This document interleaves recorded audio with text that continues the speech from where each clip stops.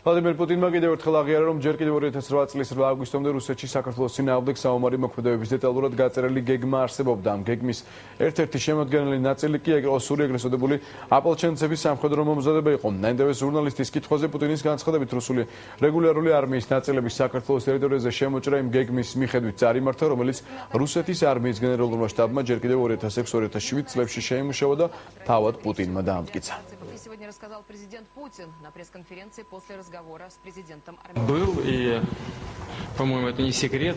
Именно გეგმა იყო და ჩემი აზრით ეს საიდუმლო არა. რუსული მხარე სწორედ ამ გეგმის ფარგლებში მოქმედებდა. მე ამის შესახებ საჯაროდ უკვე ვისაუბრე და კიდევ ერთხელ გავიმეორებ. გეგმა გენერალური штаბის მიერ 2006 წლის მიწურულს 2007 წლის დასაწყისში იქნა შემუშავებული და ჩემს მიერ იყო დამტკიცებული, შეთანხმებული. მეტიც ამ გეგმის ფარგლებში ფორმირდებოდა სამხრეთ ოსეთის სახალხო ლაშქარი. მათ თავიანთი როლი შეასრულეს. ამ გეგმის მიხედვით იქნა მობილიზებული ტექნიკა. აქ საიდუმლო არაფერია და ამაზე ჩვენ უკვე ვისაუბრეთ.